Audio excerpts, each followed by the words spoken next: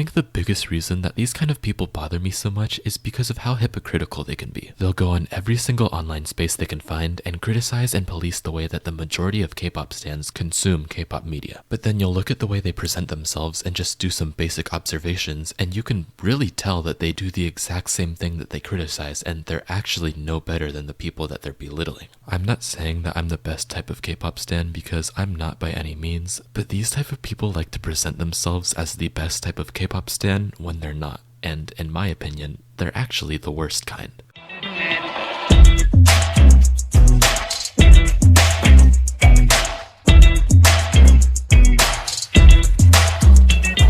Usually when I make a pretty in-depth video like this, I like to back up my statements and claims with facts as the driving factor. However, this video absolutely falls under the category of a think piece because it's based purely on my opinion and my analysis alone. If you have a different opinion or perspective, please share it in the comment section because I genuinely want to see it. And one last thing before I get started, there are absolutely types of K-pop stans that are objectively worse than the one I'm about to talk about. I'm excluding the type of people that will go out of their way to ruin other K-pop stans' lives and torment them simply for having a different opinion, and the ones that will excuse the absolute worst behavior of idols just because they like them. I'm pretty sure we know what kind of people I'm talking about, but people have talked about that kind of problematic behavior before, and there's not much nuance or discussion to be had there. However, there hasn't really been much talk about the ones that I'll be mentioning today. So, without further ado, let's talk about the fake woke K-pop stan. Now in my eyes, the main thing that makes somebody a fake woke K-pop stan is that they hide behind being a better person in order to shut others down and therefore feel superior to them. Now I do actually think there are quite a few quote-unquote woke K-pop stans. However, where the fake ones differentiate from the genuine ones is that the genuine ones don't feel the need to go around and shame others for the way they consume K-pop in order to feel secure with themselves. You see this in instances where people are actually trying to have a real conversation about K-pop, and then somebody comes in and says something like, "It's not that deep," or "It's just K-pop," effectively shutting down any possibility for further conversation and eliminating all nuance. Yes, the argument that it's just K-pop and you shouldn't get that deep into it is totally valid, but people who actually care about this perspective don't use 5-word one-liners to make people feel bad about talking about something that they enjoy, and they can also understand a different perspective. K-pop is a casual listening experience for some, and it's a hobby for others such as myself. It's fun to get into the nitty-gritty of K-pop just like anything else. Just like any other music industry and just like any other hobby, there are so many layers within K-pop that go beyond the music. And not only is it interesting, it's natural and expected that people would have conversations about these extra factors.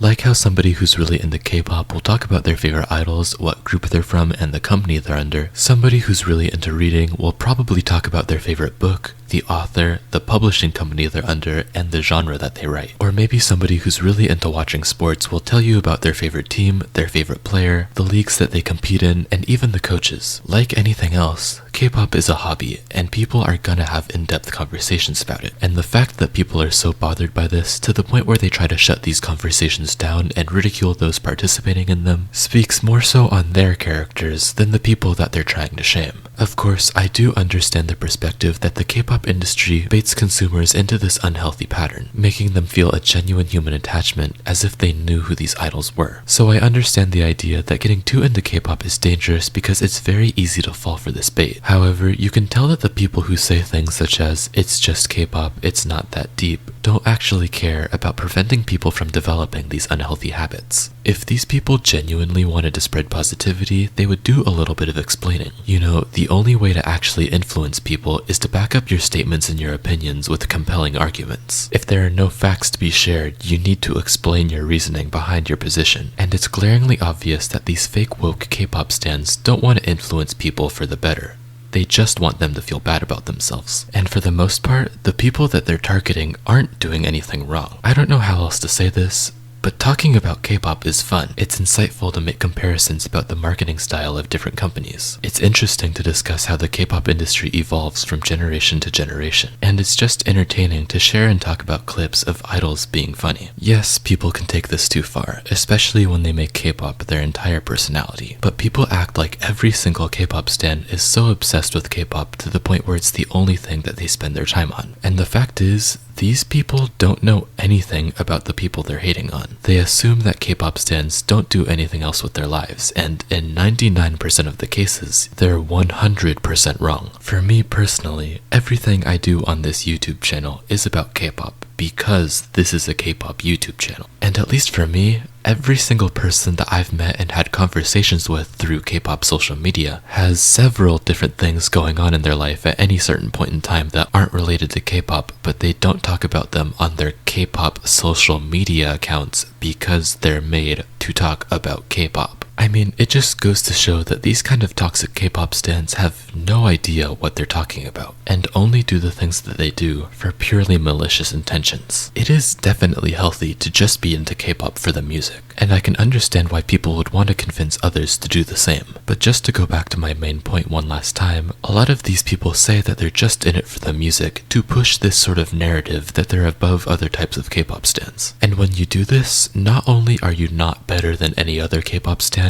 in my eyes, you're actually worse. And to segue into my second and final point of this video, the funny thing is, just by doing some basic observations, you can tell that these people literally do the exact same things that they're shaming others for. And let me explain for a little bit what I'm talking about. So you'll see a lot of these sort of people saying that they're just in it for the music. And while not all of them do this, what's quite ironic is that these people will say these things with a K-pop idol as their profile picture, under a K-pop Twitter thread, or in the comment section of a K-pop commentary YouTube video. If they were really just in it for the music, why do they have an idol as their profile picture? When you have a K-pop idol as your profile picture, I'm going to assume that you know their name, you know what group they're from, and you listen to that group's music knowing that the idol who is your profile picture has their voice in that music. If these people were really just in it for the music, they wouldn't know any of these things, and they definitely wouldn't have an idol as their profile picture. Because the idol that you pick to represent you is one of your favorites, and if you were just in it for the music, you would not even have something close to a favorite K-pop idol. And also, if you were just in it for the music, you wouldn't have clicked and commented on a K-pop Twitter thread or commented under a K-pop commentary YouTube video, because you wouldn't be interested in what other people have to say. If everyone only consumed K-pop for the music, it would not have such a big presence on social media. But there's a sense of community within the K-pop fandom which creates this platform for people to share their opinions and ideas. Simply put, if you were just in it for the music, you wouldn't have clicked. But the fact that these toxic stans are engaging with the community and sharing their ideas, even if they're not helpful, is proof that they're not just in it for the music.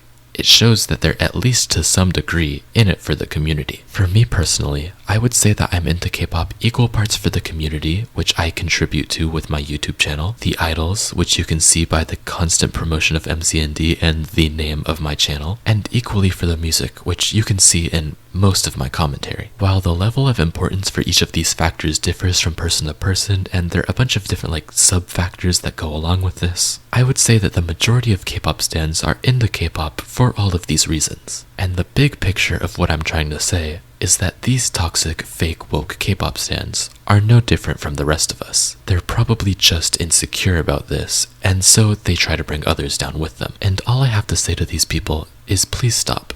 You're making this much less fun for all of us. And that concludes this video. Once again, I want this to be a sort of open discussion, so if you have other ideas, please share them in the comment section. I'm not trying to start a hate train against any specific type of people. Personally, when I see people like this, I don't entertain them because what they want is a reaction, so I encourage other people who come across these type of K-pop stans, if you don't like them, just move on. The last thing that we need to do is fight negativity with negativity. Instead, let's be respectful of other people's perspectives and listen. Genuinely listen to what other people have to say. There needs to be a little bit of nuance within the K-pop community. Different kinds of ideas and perspectives need to be able to coexist peacefully, and the beginning of that starts by respecting other people's opinions, as long as they're being respectful about it. Thank you so much for watching. I'm really looking forward to what other people have to say in the comment section, and if you enjoyed the video, please don't forget to leave a thumbs up. It does help me a lot, and if you want to see more from me, consider subscribing. Once again, this is not fact. This is just my opinion, so please share your opinion in the comment section. And without further ado, see you all next time.